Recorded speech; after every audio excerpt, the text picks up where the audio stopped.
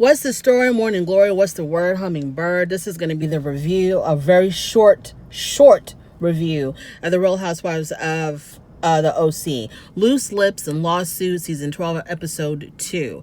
This is the tea that never was, the tea that was served ice cold. So, let me just say this. Shannon Beador, girl, you should have retired with your Dos Amigas, Tamra, and Vicky, and not even have bothered with Season 16, because they got you here looking like an entire clown. So Shannon kept on, okay, not Shannon necessarily, but Shannon thought that she had some really juicy information on the Dubrows, okay? She thought that she was going to just expose them. She was going to make Dr. Dubrow look like some kind of a quack doctor or something, because it was just pathetic. She drops this information about this lawsuit filed by Nicole against Terry Dubrow.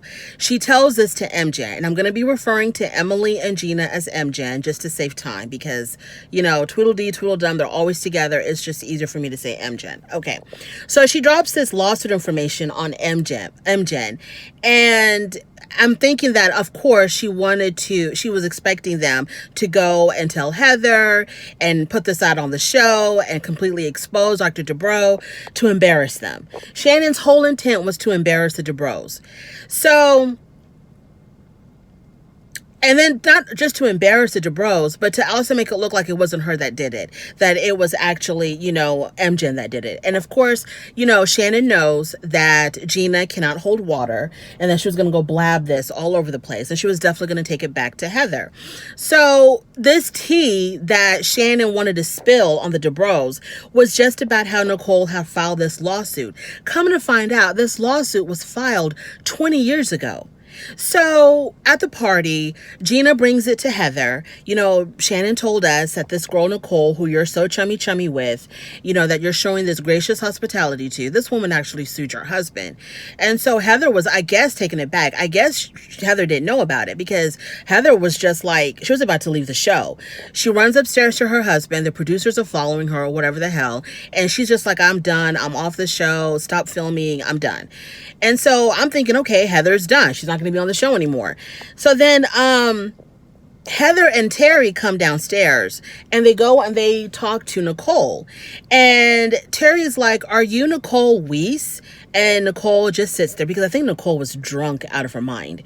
And Terry tells her, yeah, you sued me. And basically, she filed this lawsuit because she thought she thought that her boob job was not done correctly or whatever. So she talked to some lawyers. The lawyers convinced her to sue Dr. Dubrow. The lawsuit ended up being dropped because Dr. Dubrow didn't do anything wrong. And Nicole kept on repeating over and over again, you didn't do anything wrong. It was just these lawyers who got into my head, you know, pressuring me to file this lawsuit, but you didn't do anything wrong. Dr. Dubrow was like, of course I didn't do anything wrong, because the lawsuit was absolutely dropped. So it was much ado about nothing. So like, Shannon, why are you bringing this up?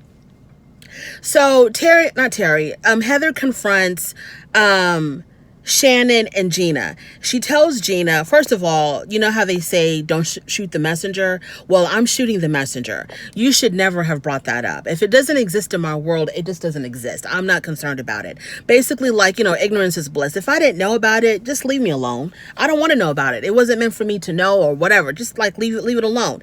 So that's what she tells to Gina. And then she tells Shannon, and you, Miss Thing, you should never have blabbed that information to anybody. Why are you doing that?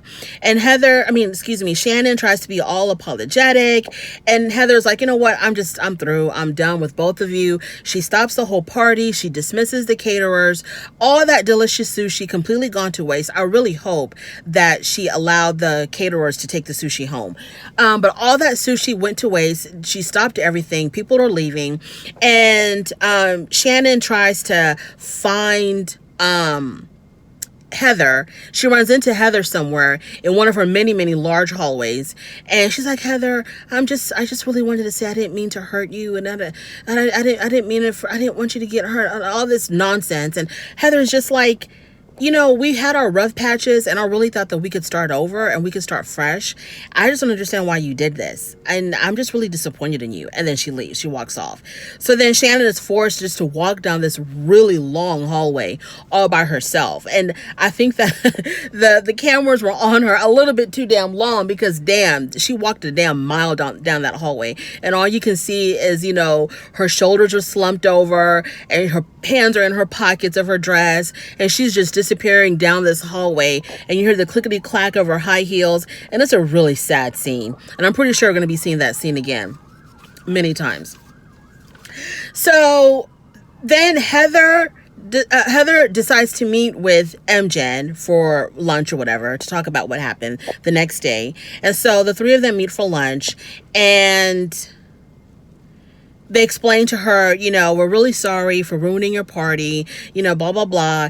And then Heather was like, I don't really know if that was the right time and place to tell me something like that. And so Gina tries to defend herself, and she says that, my husband had an affair on me, and I didn't know about it. He actually took me to his mistress's barbecue. And so I'm at this barbecue around all these people, having a good time, eating this food, enjoying myself. And everybody around me knew that my husband was cheating on me with the woman there, the hostess or whatever. And it was embarrassing for her. Come to find out later, she was basically made to look like a fool. And she says, I just didn't want that to happen to you. And I don't understand why Heather would look like a fool if she didn't know about this lawsuit that happened 20 years ago. Because nobody else at the party knew about it. It was just Heather, Shannon. It was just Gina, Emily, and Shannon, and Nicole, who really knew about it. So how is she looking like a fool? And this is like the normal course of business for doctors to get sued. That's why they have malpractice insurance. So anyways, so they're apologizing to Heather. And then after Gina tells her story about how she was made to look like a fool, when information wasn't given to her, but everybody else knew, Heather was a little bit more understanding. And so she was like, I understand why that would trigger you. And, thank you for looking out for me. And so then they start talking about how Shannon is basically like a snake in the grass. Heather tells MJ that, Shannon came to me and told me that you two should not be trusted.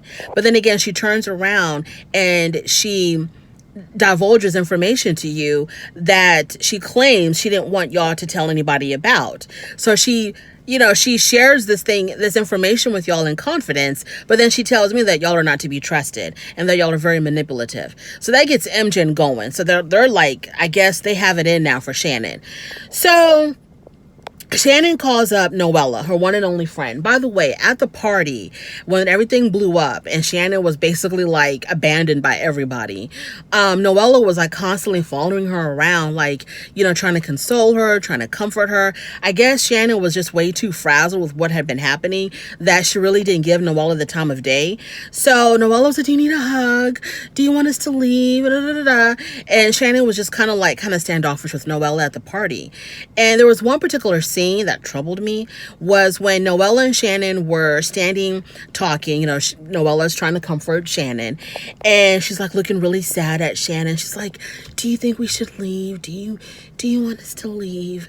And Shannon's like, no, I'm fine. And then all of a sudden, Noella looks off to the side and she sees Maxie, which is Heather's daughter. And she turns her head and she's like, are you Maxie?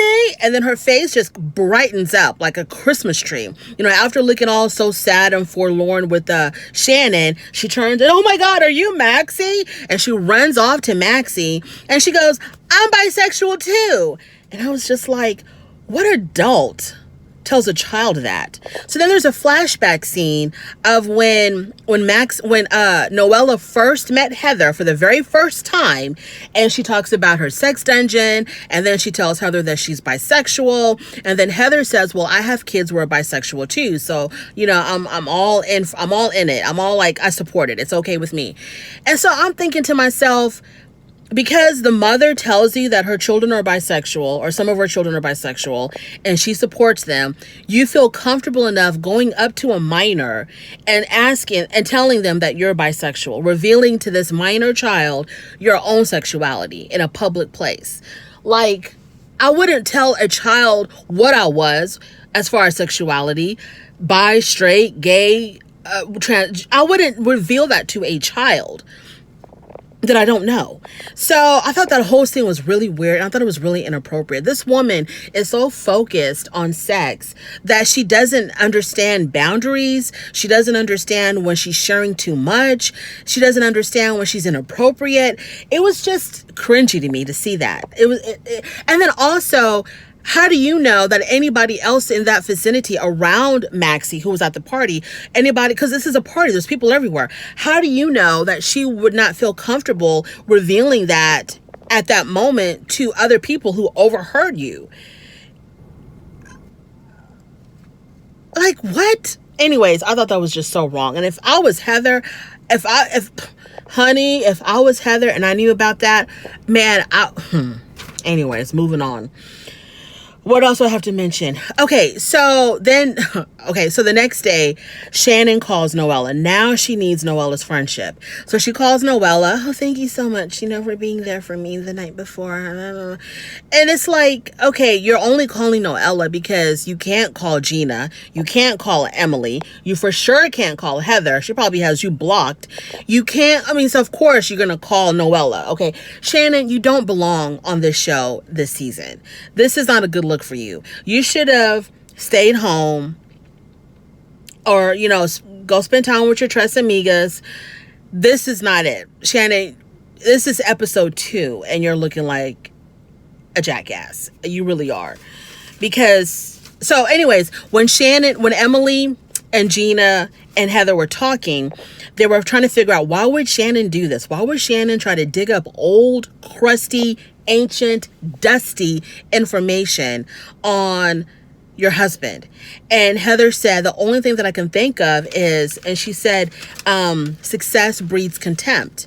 And MJ and were like, oh, the green-eyed monster. She's basically jealous. And I believe that Shannon is extremely jealous because Heather is living the life that Shannon used to live, but of course on a higher level, and probably living the life that Shannon believes she should have been living if she would have stayed married to her husband. I don't think her current boyfriend makes the kind of money that her ex-husband did. So I think that Shannon is extremely jealous of Heather, and this is why she did it. And I don't think Shannon has any intentions of being friends with Heather. She just wants to embarrass her. And Heather was like, well, I don't want to use the J word, jealousy. Well, I'll use it for you then, Heather. Yes, Shannon is extremely jealous, and this is the reason why she did this. This is the reason why she did this. Or maybe it's to get back at, I don't know how many seasons ago, when Shannon was still married, and they did a flashback of that scene where supposedly Dr. Terry had said she wanted to take Shannon and her husband down. And Shannon was at some party with them, and she's like, you want to take us down? You want to take us down? And Dr. Terry was like, what are you talking about? I have no idea. I don't quite remember that scene, or if it's true or not that the Dubrows wanted to take the Badors down. I have no idea what was going on there. But to me, Shannon is definitely jealous of Heather, and I think this is the reason why she did what she did. So she's carrying this tea, this ice cold tea that nobody was interested in. It's old, it's dusty, it's worn out. We didn't care about some dumb lawsuit that Nicole filed, 150 years ago that ended up being dropped. Do better next time, Shannon. Do better. When you have tea, please remember this. It has to be piping hot. Thank you so much for joining me. Please don't forget to like, comment, and subscribe, and I will definitely be talking to you later. Bye-bye.